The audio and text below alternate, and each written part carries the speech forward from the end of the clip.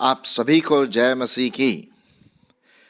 आपने कई बार बाइबल में ये बात पढ़ी होगी, ऐसे शब्द पढ़े होंगे जैसे लिखा है परंतु परमेश्वर। अब कभी भी जब लोग हमसे कुछ रिक्वेस्ट करते हैं बाजार में जाने के लिए या किसी सहायता के लिए, तो हम बोलते हैं कि भाई यार मैं ज़रूर तुम्हारे साथ आता या ये काम ज़रूर करता, परंतु परंतु बट किंतु मैं नहीं आ सकता, कोई कारण। तो जब भी बाइबल में हम देखते हैं परंतु शब्द, तो इसका मतलब है कुछ पहली चीज़ें आ रही हैं, उसका उल्टा होने वाला है, उसके विपरीत होने वाला है।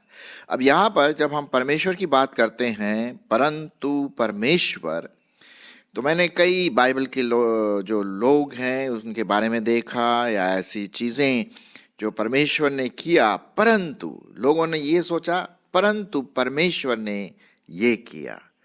तो हम कई चीज़ों को देखेंगे आज अपने इस एपिसोड में, परंतु परमेश्वर।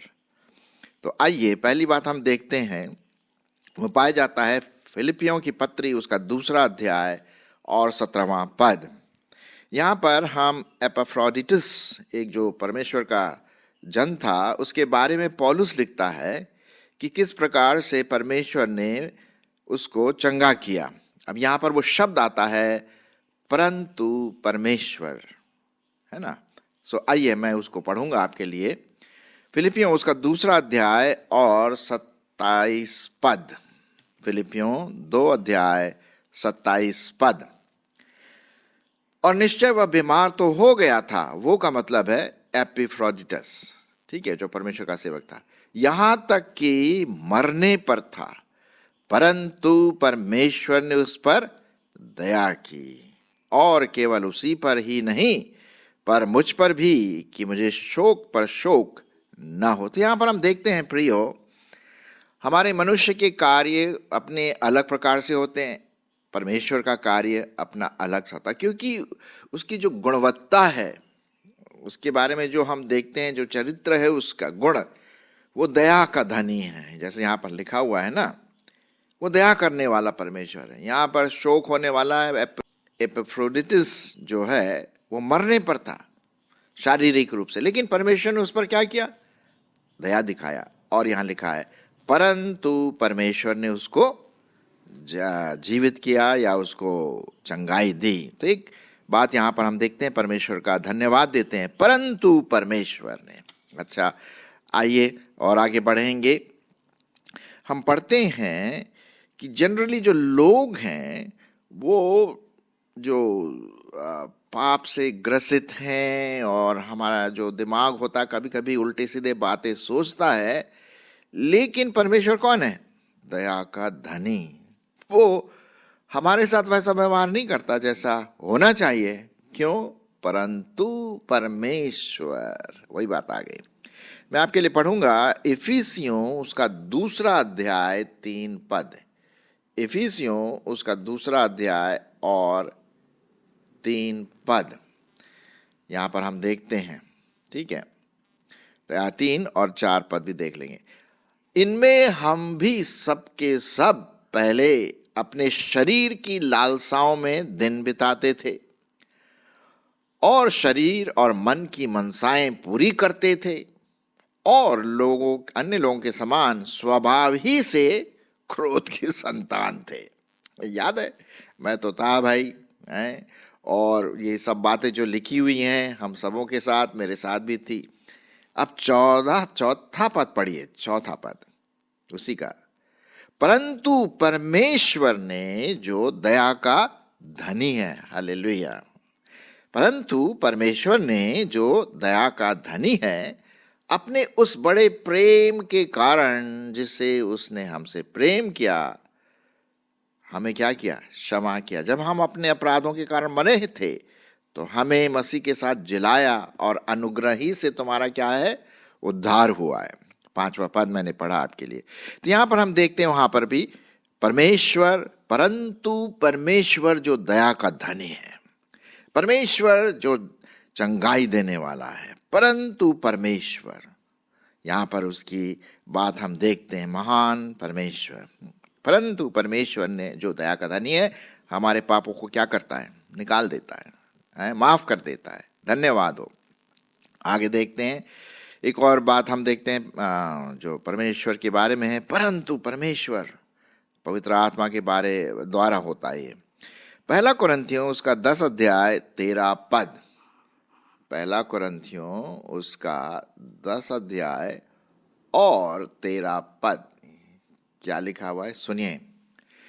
तुम किसी ऐसी परीक्षा में नहीं पड़े, तुम ऐसे किसी परीक्षा में नहीं पड़े जो मनुष्य के सहने के बाहर है, और परंतु परमेश्वर विश्वास योग्य है, और परमेश्वर विश्वास योग्य है, वह तुम्हें सामर्थ्य से बाहर परीक्षा में न पड़ने देगा, वरन परीक्षा के साथ निकास भी करेगा तुम सह सको। तो यहाँ पर हम देखते हैं कि हम शारीरिक रूप से क्या है, क्षमता नहीं हम में, और परमेश्वर हमारे इस टेम्पटेशन के समय, परीक्षा के समय, परमेश्वर हमारी क्या करता है? सहायता करता है। विश्वास योग्य है कि कहीं हम गंभीर रूप से गिर न जाएं अपने मसीही जीवन में, परंतु परमेश्वर हमारी सहायता करता है।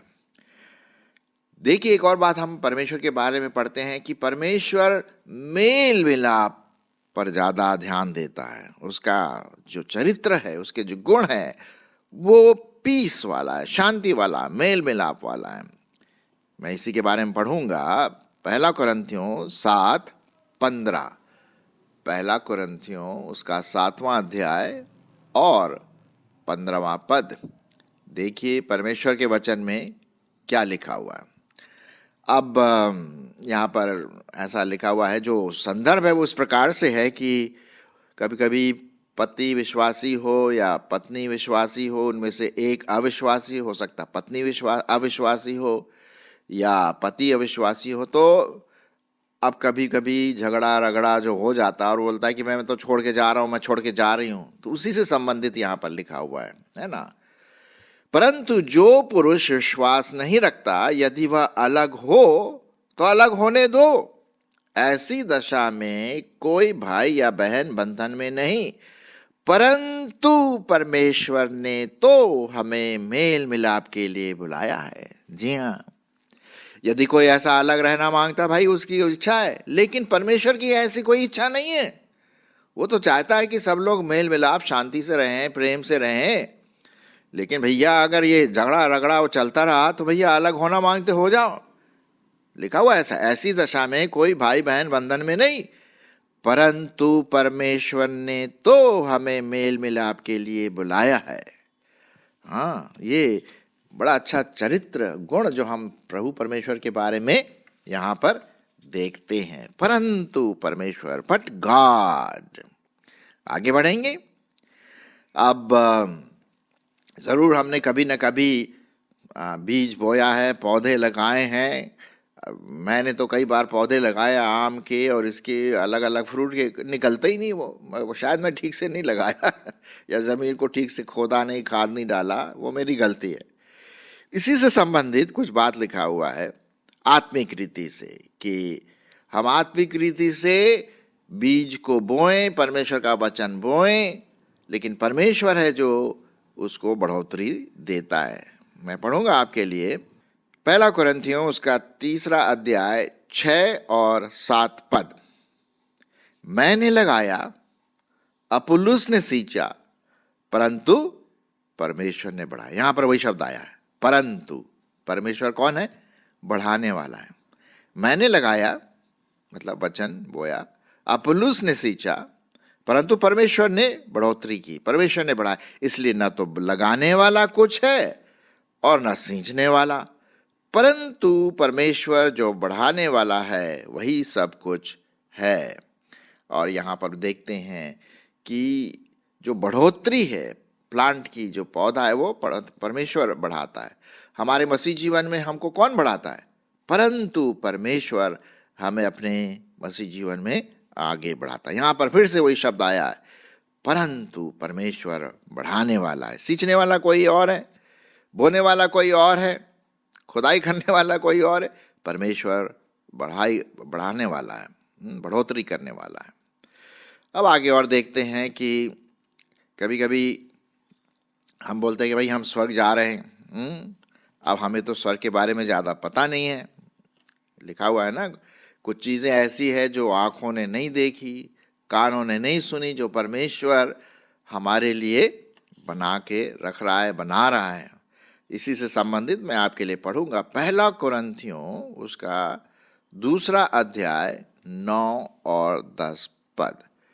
1 कुरिन्थियों उसका 2 अध्याय और उसका 9 और 10 पद। परंतु जैसा लिखा है, जो आंख ने नहीं देखी और कान ने नहीं सुनी और जो बातें मनुष्य के चित्त में नहीं चढ़ी, वे ही हैं जो परमेश्वर ने अपने प्रेम रखने वालों के लिए तैयार की है। परंतु 10वां पद फिर वही आ गया, परंतु परमेश्वर ने उनको अपने आत्मा के द्वारा हम पर प्रकट किया, क्योंकि आत्मा सब बातें वरन परमेश्वर की गूढ़ बातें भी जांचता है।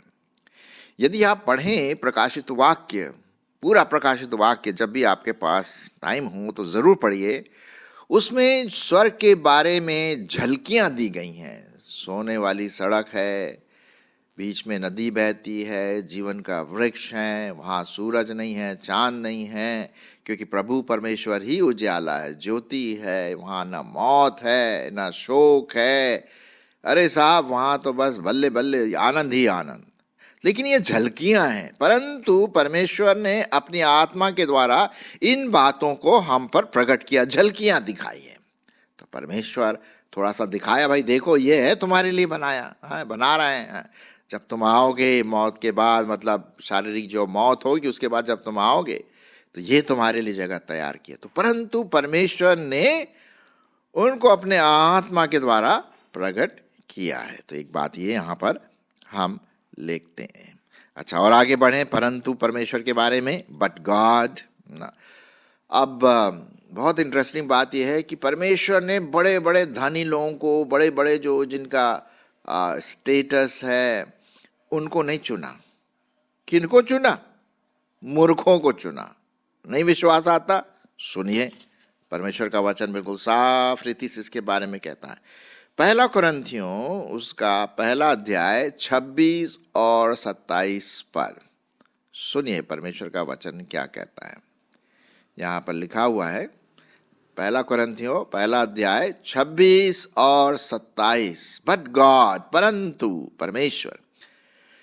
हे भाइयों, अपने बुलाए जाने को तो सोचो कि न शरीर के अनुसार बहुत ज्ञानवान और न बहुत सामर्थी और न बहुत कुलीन बुलाए गए, परंतु परमेश्वर ने, ये वही बात आ गई यहाँ पर। भैया अच्छा है ये परंतु शब्द आ गया यहाँ पर, नहीं तो हमारी और आपकी पता नहीं क्या औकात होती, हम चुने भी जाते कि नहीं। 27 में क्या लिखा है? परंतु परमेश्वर ने जगत के मूर्खों को चुन लिया है। सुनिए सुनिए मेरे भाई बहनों, परंतु परमेश्वर ने जगत के मूर्खों को चुन लिया है कि ज्ञानियों को लज्जित करे, और परमेश्वर ने जगत के निर्बलों को चुन लिया है कि बलवानों को लज्जित करें। आप इसमें शामिल हैं ना? मूर्ख है कोई बात नहीं, प्रभु चुन लिया।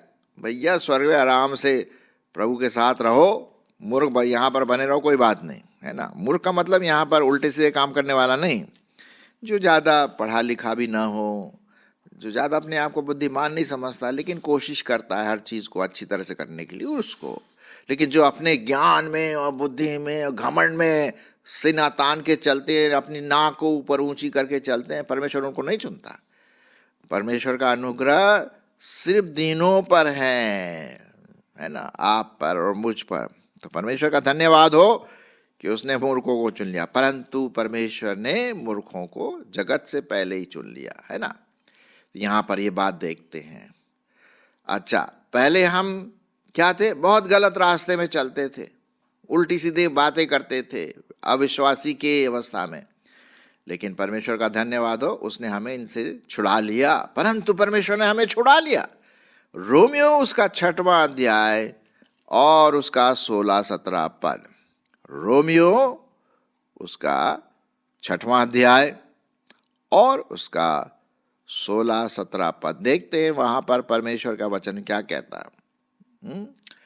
क्या तुम नहीं जानते कि जिसकी आज्ञा मानने के लिए तुम अपने आप को दासों के समान सौंप देते हो, उसी के दास हो, चाहे पाप के जिसका अंत मृत्यु है, मौत है, चाहे आज्ञा मानने के जिसका अंत धार्मिकता है। परंतु परमेश्वर का धन्यवाद हो।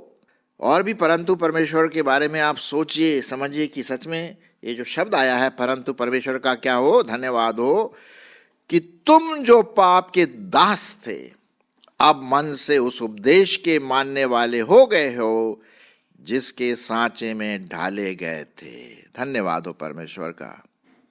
भैया परमेश्वर ने हमें बचा लिया। अब हम पाप के दास नहीं रहे, ना होना है ना। परंतु परमेश्वर का धन्यवाद हो, हालेलुया, उसके नाम की महिमा हो। अब हम आगे बढ़ेंगे और भी परंतु शब्द के बारे में दिखाया जाता है। एक और चीज है, हम देखते हैं कि प्रभु यीशु मसीह हमारे पापों के लिए बलिदान हुआ, मरा। ठीक है, बड़ी खुशी की बात है, यह उद्धार का कारण बनता है। लेकिन उसी प्रभु यीशु मसीह को परंतु परमेश्वर ने उसको मुर्दों में से जिलाया। प्रेरितों के काम 13 अध्याय 29 और 30। प्रेरितों के काम उसका 13 अध्याय और उसका 29 और 30। सुनिए क्या लिखा हुआ। और जब उन्होंने उसके विषय में लिखी हुई सब बातें पूरी की तो उसे क्रूस पर से उतार कर क्या कर दिया, कब्र में रखा। आप जानते हैं, हम सब जानते हैं कि प्रभु यीशु मसीह हमारे पापों के लिए अपने आप को बलिदान किया, मौत सही, और उसे कब्र में रखा। 30 पद में सुनिए क्या लिखा। परंतु परमेश्वर ने उसे मरे हुए में से जिलाया। हालेलुया। आज हम जीवते परमेश्वर की आराधना करते हैं, मरे हुए परमेश्वर की नहीं। हाँ, जो प्रभु यीशु मसीह हमारे लिए मारा गया, गाड़ा गया, कब्र में डाला गया, परंतु परमेश्वर ने उसे मुर्दों में से जिलाया। ये हम फिर से देखते, but God raised him from the dead. अच्छा, आगे और हम देखते हैं इसी से संबंधित क्या क्या बातें परमेश्वर ने हमारे लिए करता है। और अब कभी कभी क्या होता है कि हम अपने मन में विचार करते हैं, हम लोगों को दिखाने के लिए कई काम करते हैं। शायद आपने भी किया होगा, मैंने भी किया है, थोड़ा सा इम्प्रेशन बनाने के लिए। मेरे साथ ऐसे ही हुआ था एक बार और मैं उसी में फंस गया था, आज तक मुझे याद है ना। लेकिन परमेश्वर भैया मन को जानता है। लोग सामने बाहर जो करते हैं उसको देखते हैं, लेकिन परमेश्वर क्या है, मन को जांचता है। जी हाँ, लूका उसका 16 अध्याय 15वां पद। लूका मैं आपके लिए पढ़ूंगा, उसका 16वां अध्याय और 15वां पद। देखते हैं वचन में क्या लिखा है। उसने उनसे कहा, प्रभु यीशु मसीह ने लोगों से कहा, तुम तो मनुष्यों के सामने अपने आप को धर्मी ठहराते हो। कपड़े पहनना उस प्रकार के सफेद से, और प्रार्थना का ऐसा दिखावा करना कि बहुत लंबी चौड़ी प्रार्थना करते हैं, ये है दिखाने के लिए ना। परंतु परमेश्वर तुम्हारे मन को जानता है, क्योंकि जो वस्तु मनुष्यों की दृष्टि में महान है वह परमेश्वर के निकट घृणित है। ये बहुत भयंकर बात है मेरे प्रिय भाई बहनों। हमें कभी भी दिखाने के लिए कुछ ऐसे काम नहीं करना चाहिए, क्योंकि परमेश्वर हमारे दिल को जांचता है, हमारे मन को जांचता है। उसने उनसे कहा, तुम तो मनुष्यों के सामने अपने आप को धर्मी ठहराते हो, परंतु परमेश्वर तुम्हारे मन को जांचता है। मुझे बहुत होशियार रहना है, आपको बहुत होशियार रहना है, क्योंकि परमेश्वर बाहरी रूप से नहीं देखता, अंदर के रूप से देखता है। अब यही बात वहां पर लिखा हुआ है ना, पहला सामुएल शामुएल उसका 16:7 में क्या लिखा है? मनुष्य तो बाहरी रूप से देखता है, लेकिन परमेश्वर की निगाहें हमारे दिल पर, हमारे मन पर लगे रहते, परंतु परमेश्वर हमारे मन को जांचते। और भी कई परंतु परमेश्वर के बारे में ऐसे शब्द पाए जाते हैं, हमारे पास टाइम नहीं है। आप बाइबल लेकर के जरूर देखिए शब्दों को, और भी बहुत सारे ऐसे और जिक्र मिलेंगे आपको परमेश्वर के बारे में। परंतु परमेश्वर बट गॉड। लेकिन सबसे बड़ी बात है, हमें होशियार रहना है, हम परमेश्वर को धोखा ना दें, मैं परमेश्वर को धोखा ना दूं। परमेश्वर हमारे मन को जांचता है, हमारा मन शुद्ध, पवित्र और साफ हो, विवेक साफ रहे, ताकि परमेश्वर की दृष्टि में हम महान ठहरे। आमीन।